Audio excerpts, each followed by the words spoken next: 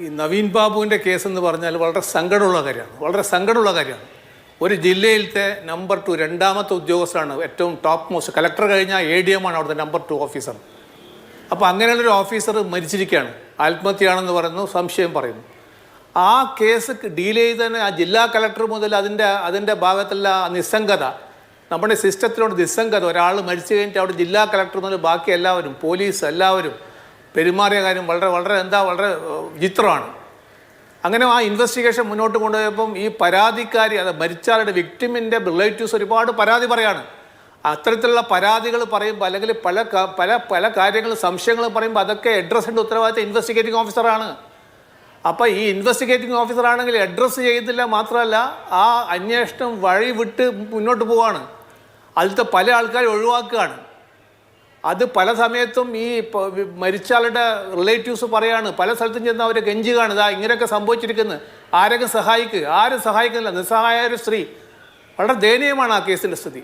ഏതായാലും ഇപ്പോൾ അവസാനം അവരുടെ ഈ മരിച്ചുപോയ ഈ ADMൻ്റെ ഫാമിലി, വൈഫും കുട്ടികളൊക്കെ കൂടി അവർ കേസ് ഫയൽ ചെയ്ത് കഴിഞ്ഞിട്ടപ്പം അൾട്ടിമേറ്റായിട്ട് ജില്ലാ കോടതി, തലശ്ശേരി ഡിസ്ട്രിക്ട് കോർട്ട് അത് ഒരു ഫർദർ ഇൻവെസ്റ്റിഗേഷൻ, ഒരു 12 പോയിൻ്റ് 13 പോയിന്റിൽ 4 പോയിന്റ് ഫർദർ ഇൻവെസ്റ്റിഗേഷൻ പറഞ്ഞിരിക്കുകയാണ്.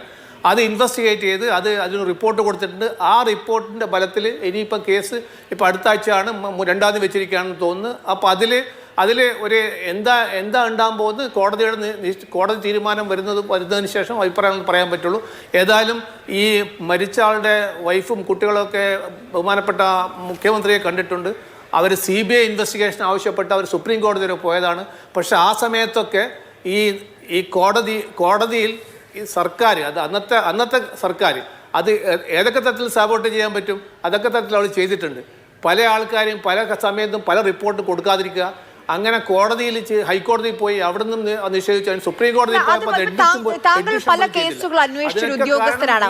ഇത് ഒരു കൈക്കൂലി ആരോപണം ഉണ്ടായിരുന്നു നവീൻ ബാബുവിനെതിരെ. 1 ലക്ഷം രൂപ കൈക്കൂലി നൽകിയെന്ന് പറയുന്നു. ആ കൈക്കൂലി കൊടുത്ത 1 ലക്ഷം രൂപ ഒരു ബാങ്കിൽ സ്വർണം പണയം വെച്ചിട്ടാണ് എടുത്തതെന്ന് ഈ പറയുന്ന പ്രശാന്തൻ പറയുന്നു. അങ്ങനെയാണെങ്കിൽ ആ ബാങ്കിൽ പോയി അങ്ങനെ ഒരു സംഭവം ഉണ്ടോ? പ്രശാന്തന് സ്വർണം വായ്പ വെച്ചിട്ടുണ്ടോ? അവിടെയുള്ള മാനേജറുടെ, അവിടെയുള്ള ഉദ്യോഗസ്ഥരുടെ മൊഴി ശേഖരിക്കേണ്ടത് ഏറ്റവും ബേസിക് ആയ കാര്യമല്ലേ ശ്രീ TK രാജ്മോഹൻ? തീർച്ചയായിട്ടും അങ്ങനെ പല കാര്യങ്ങളുണ്ട്. ഈ മരിച്ച ആളുടെ ഇൻക്വസ്റ്റ് കണ്ടക്ട് ചെയ്യുമ്പോൾ അവിടെ പറയുന്നുണ്ട് ബന്ധക്കാർ വന്നോട്ടെ, അതായത് ഈ മരിച്ച ആളുടെ ബ്രദർ വന്നോട്ടെ എന്ന് പറയുമ്പോൾ ഇൻക്വസ്റ്റ് അതിനെ മറികടന്നാണ് ഇൻക്വസ്റ്റ് കണ്ടക്ട് ചെയ്യുന്നത്.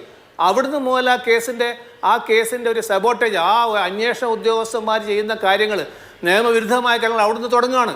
ഒരു സീരീസ് ഓഫ് കംപ്ലൈൻ്റ് ഉണ്ട്. എന്തായാലും ആ കേസ് ഒരു പ്രോപ്പർ ഇൻവെസ്റ്റിഗേഷൻ അത്യാവശ്യമാണ്.